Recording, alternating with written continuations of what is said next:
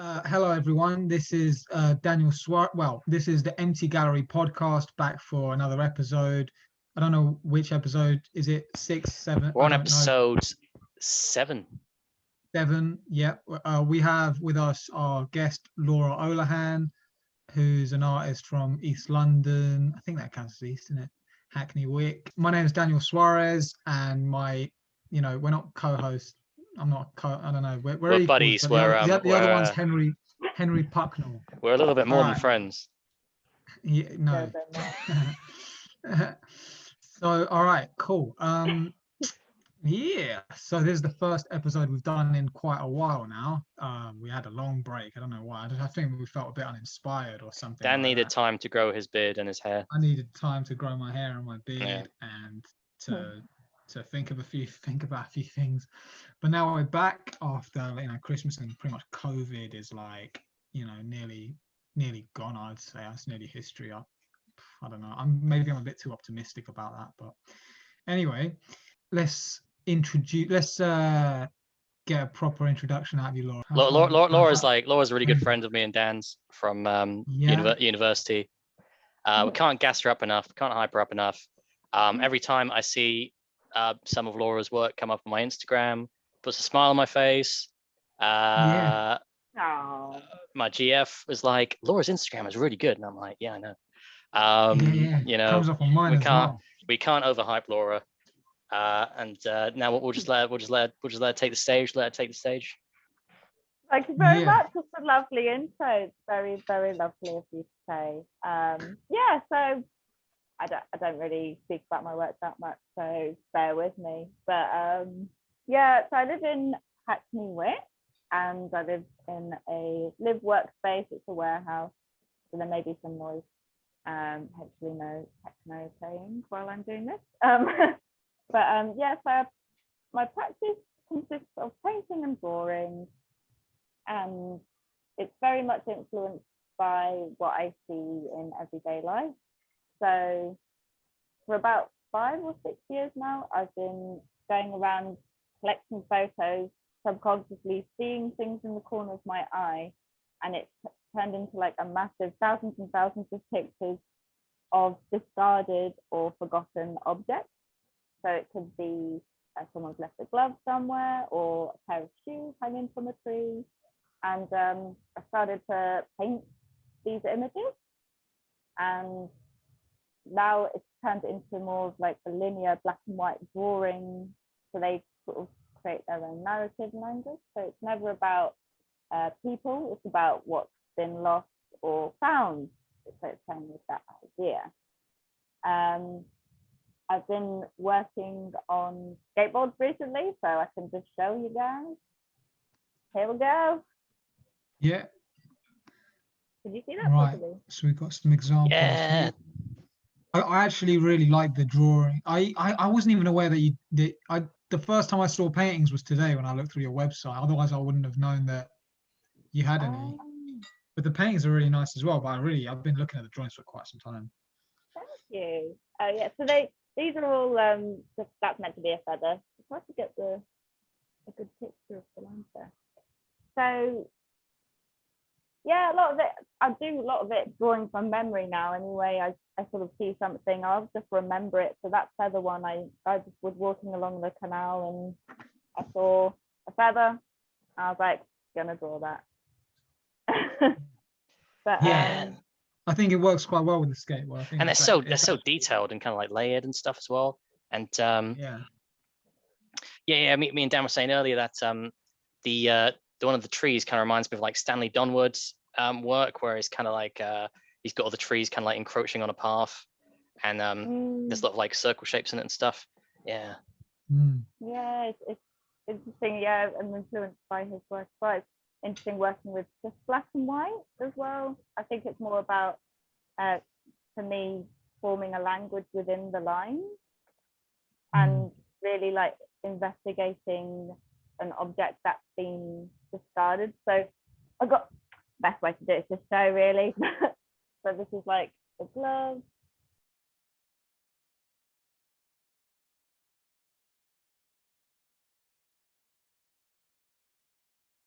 Laura, can I screen share your Instagram? I mean, I'm intrigued. I want to ask you about you know, like what happened after university and how you got into that subject matter, and like how it developed from onwards from, you know, graduation when we of course. you know, like, because you were doing things before that were like to do with Freud and the unconscious and yeah, carnivalesque stuff, and then I mean it's because I feel like a lot of people's practices change after university, which is where we met. University, we all met at university, and so I'm just intrigued about how you got there. Like, I can kind of see the continuation, but I want to hear you. What's your like? It's a great question. I think the difference from being in university and then leaving it to do life changing, and when I had a dramatic thing change in my life in the last year of university, and so it completely changed me as a person. Well, I lost my brother, my younger brother, so it kind of like put a massive, I mean, it turns your life upside down when you lose someone. But I started to like think I couldn't make art anymore, and like I was too like paralyzed from the trauma of it. But so the taking photographs, I realized it was actually something forming. I wasn't sure I was doing it, but then it started to sort of make sense that maybe I'm trying to look for messages, like otherworldly messages in some kind of way, that there's like, it could be like a bag blowing in the wind and it just has a presence to it and things like that. So I started to paint it and then draw it, and then I realized that the loss and, you know, obviously like the everyday life and everything like that started to become my work. So yeah, I guess I just formed a new practice from that life painting experience. Yeah, it's like you're forming a connection to the unseen world. And it kind of reminds me of like what like Paul Klee was getting at, where he was trying to say you know, art can't like purely depict the visual anymore, that we need to like look into like the subatomic world, like the world of the unseen, like a sciencey way, but yeah, like kind of like a spiritual world, but like more like that kind of cheapens it, like more than the spiritual world, you know. Spiritual word, it's not a cheap word at all, I don't think. It's just that sort of unspoken, unseen, but there's something there. I don't know, it's really difficult to now you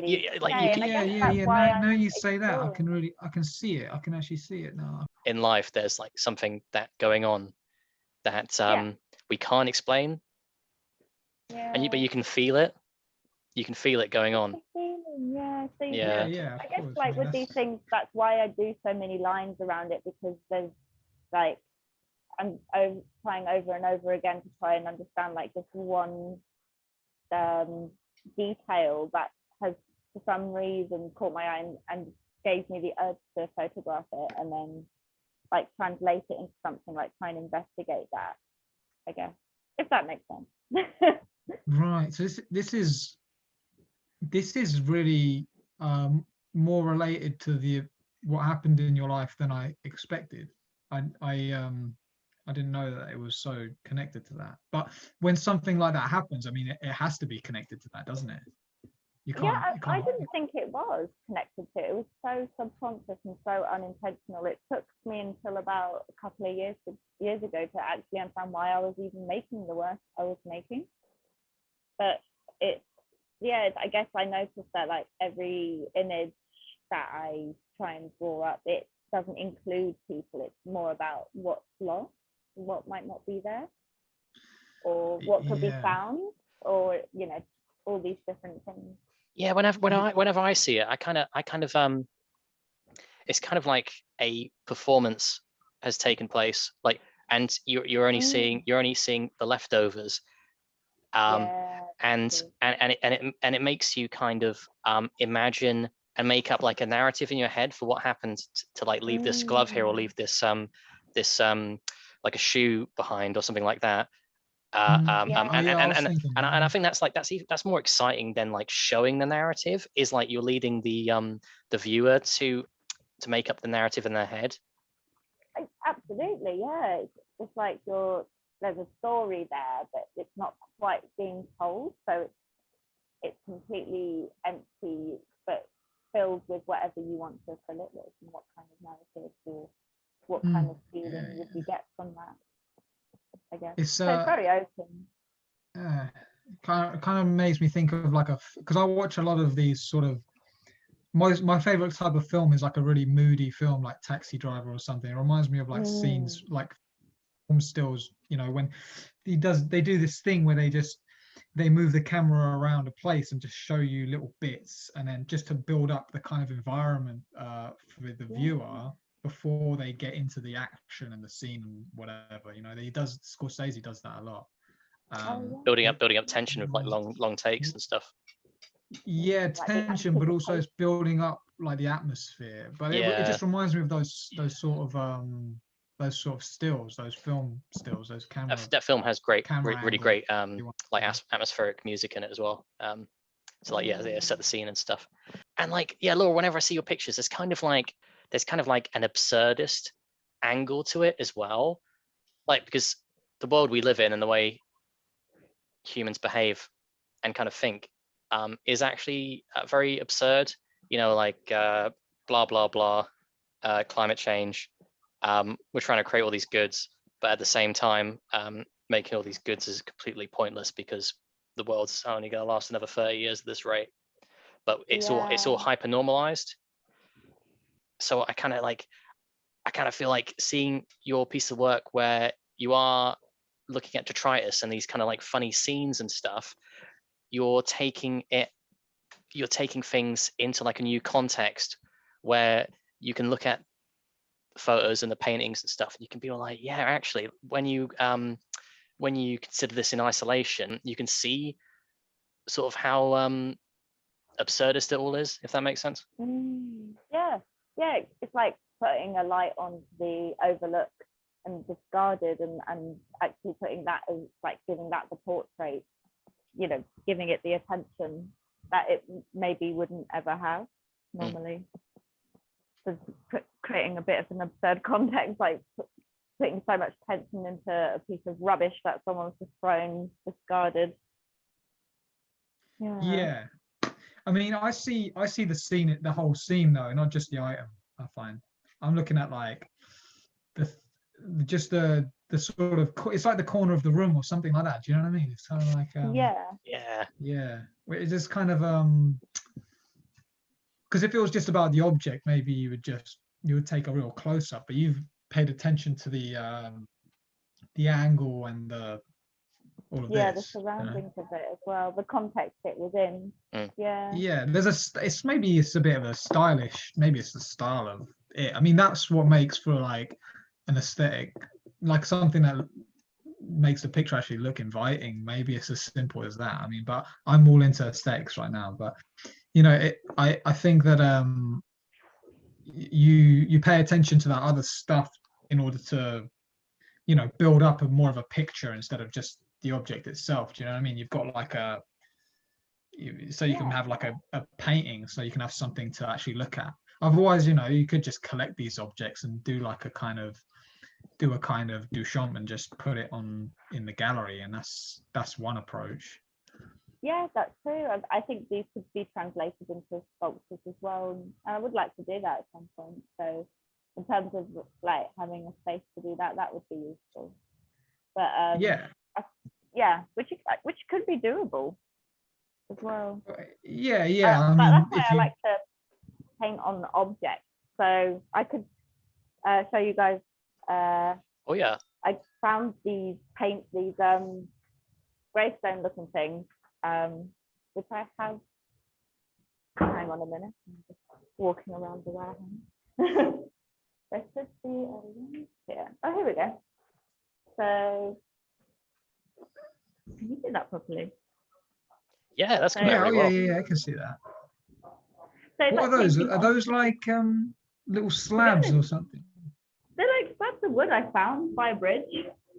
I don't entirely know what their function is. It looks like seats or something. So I created different paintings to fit over them in a way, so they kind of look like a graveyard. I turned them into an installation next to the wall painting I made in the old warehouse, which is on my Instagram and website. There's like giant wall painting I did somewhere. Oh yeah. But yeah, so I'm enjoying like not painting like just drawing in little sketchbooks, but it's about like taking the work and seeing where else it can go. So, oh yeah, I've got a project at the end of June with Jealous Gallery, which is very exciting because I will be painting on their mural wall space there. So I'll be taking one of the smaller drawing ideas, this little drawing book, and it's about like enlarging them and seeing like in what other contexts they fit in, I guess, if that makes sense. Well, that's a good way to, God, that's so interesting. You know, like expand. You know what I mean? Like I think all this stuff's really good. You know, it sort of expands your it expands. You know, who's going to be looking at your work. You know, do anything to kind of get people to look at it, and if that means leaving the sort of canvas, you know, the page for someone's wall, or you know, or anything, you know, even it's like you're doing a fresco or something, you know what I mean, or doing some people. I know someone who does a bit of street art. That's illegal, but you know, whatever. I'm not publicly endorsing. I think that's what sort of got me started to think about street art though, because I think, well, where I live, there's a lot of graffiti, there's lots of graffiti artists about as well, and it just sort of, it's quite exciting to see like all these big names about near where I live. You've got like Sweet Tooth, who was in my old garden, and stuff is there. Yeah, you got and it's loads just like, yes, it's really cool, and it's like. If they put their art in like the most bizarre places, actually, the one interesting thing about graffiti is like, what's the most obscure place you can actually put your work on? It's not just about doing tags. Some of it's really like, you know, beautiful. Some of it's really good. So it's got me started to think like, well, why does my art just have to be on canvas? Although it is nice to paint on canvas, don't get me wrong. Like it gives the work an importance, but I suppose the idea was to just like push it and see if I could enlarge it and like translate it onto different objects and stuff, I guess. Yeah.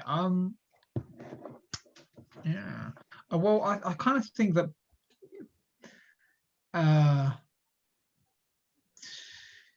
you know, artists, these days we have like a kind of, we're all developing our own following. It's kind of, I feel like it's a bit different these days. We all have our Instagram and all of that, and it doesn't matter where we put our work as long as we link it to like whatever headquarters we've got, you know what I mean? Whether it's our usually it's someone's website. I go on some websites and people are doing everything and anything, and it's like, as long as it's on your website, it kind of it can fit in with what you do. And I don't know, I think that I think these days that's like, with the internet, you kind of have the opportunity to do all of that. It's true, yeah. It's got its ups and downs, but the Instagram art world, I think. Yeah, it's got. I prefer more a website than Instagram. I think Instagram's a bit like. Yeah. It's the can be a bit shallow. Like, yeah, it is. Yeah. It's like people like validate if the work is good or not. No, I don't think so. Yeah, and like when we were talking to Aria Kiane, he was talking about the Instagram art world, and he was saying like you guys are saying like it's quite kind of like kind of shallow, like sort of shallow, and the idea is that people have scroll through Instagram and look at each picture like for a fraction of a second. So they're like designed to like grab people's attention. Now, Laura, I feel like your work's like the opposite of that. You know, it's like so intricate, and the photos, you can like read so much into them. You're kind of like anti that, you know. Well, yeah. Your work's got actual substance. That's what I'm trying to say. Yeah. But yeah, it's I was more also like instant gratification art, isn't it? It's like what's bright and colourful and consistent, but like what if you paint it up, and what if it's not what people expect? I think art shouldn't be what people are comfortable with or expect to see, and like just like instant, that's it. Like that's like the opposite of what art should do. But, yeah. Instagram. I don't think Instagram's the center of the world. So no. Okay, everybody. I'm afraid that's all we've got time for today. But we're going to have Laura back on in the future. Laura, before we let you go, do you have anything you'd like to plug? Yeah, thank you for having me on the show. It's been a pleasure.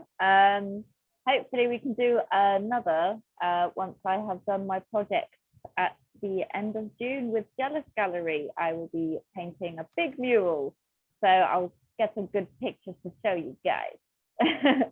And it'll be good to have a catch up. Sick. Yeah, sounds wicked. Sounds wicked. Like, I'm really excited to see this mural. If you'd like to see a mural that Laura has done previously, we'll link it in the description. But it's basically on Laura's website, lauraolohan.com. You go to Statement and CV, and there's a mural there. Laura, that mural on your Statement and CV page, that's outside one of your old rooms, isn't it? Yeah, that's in my old warehouse in Hackney Wick. It's in the living room area, which now people DJ in front of. And, there it is. Yeah. There she is. Yeah, I did that. Oh, that's a mural. Lockdown. Oh. First lockdown that was. But now I'm expanding my horizons to do the Jealous Gallery rooftop mural thing in Shoreditch. So Laura, one day someone's gonna turn up to that warehouse with a chainsaw. They're gonna cut that off the wall, and they're gonna put it in a gallery and try and sell it for millions. Like that sounded really. You're basically gonna get Banskied eventually. Banksy. Well, yeah, no, I mean, this will probably opportunities lead to opportunities. You know what I mean? So this will probably lead to something else. Mm. I've also painted on a van, actually. My brother's van in Bristol I did too. That's somewhere on my Instagram. That's somewhere. But yeah, we'll link to Laura's Instagram in the description as well.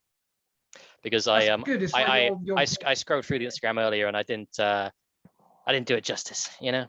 But we'll link to it. We'll link to it in the description. Thank you.